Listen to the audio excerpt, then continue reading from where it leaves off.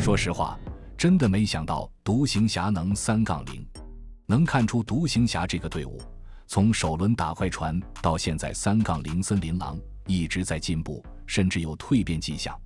从不擅长防守到防守密不透风，从东契奇粘球不给欧文球权到双剑合璧，角色球员从站在场上当观众到每个人都实现价值。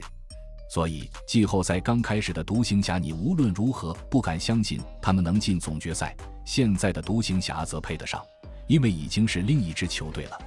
既然已经3-0了，现在我觉得最该讨论一个问题，到底是独行侠打得太好还是森林狼太差？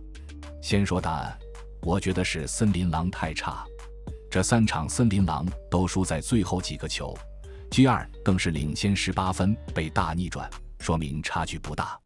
还不是像湖人那样场场先领先，而是早早开始拉锯战，拼的全是细节。当然拼阵地战森林狼打不过东契奇加欧文的个人能力是可以理解的，问题在于森林狼并没有展现该有的实力，并不是两边球星对飙到最后，而是爱德华兹和唐斯场场拉胯却还能撑到最后，这就太奇怪了。今天华子26分9板9助24中11，似乎正常了一些，但5失误，且只是比前面的严重失常稍微好了一点。突破能打进了，3分又丢了，全场2中0。他还是不会破夹击，完全不会。看看对面欧文和东契奇怎么破夹击的，华子只知道要传球，但不知道什么时候该传谁。欧文面对夹击可以从两人中间穿过，也可以前进后退，找各种办法，华子太容易迷失。而且里面站着戈贝尔简直如灾难一般，华子突不进去，唐斯被迫只能干拔3分，里德也冲不进去。戈贝尔别看正负值不是最低，在场真的毫无作用，防守端也不是被点名就是被头上羞辱。唐斯18中5 3分8中0，3场合计54中15， 3分22中3，他是真的打不了硬仗，怪不得都说他软。唐斯的球商和心态都难成大器，也是他技术和身体这么好却一直打不出来的原因。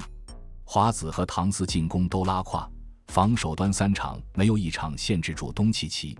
欧文也是想开火就开火，也很让人意外。东欧前2轮都遇到过困难，打雷霆欧文更是2场只得9分，东契奇有过20中6。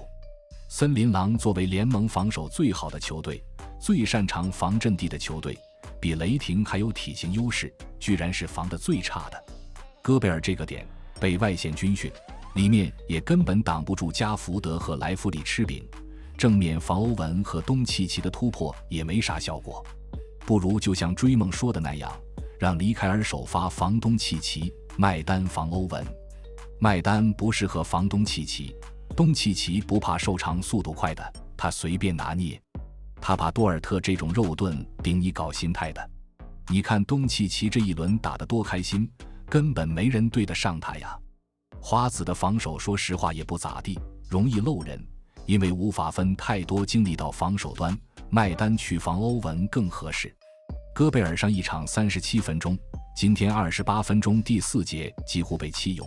最后上来瞬间进攻熄火，后面不如就弃用，降到20分钟以下，别考虑情面了。东契奇和欧文当然打得足够好，独行侠整体性越来越好，完全不像第一轮那种单打独斗姿态了。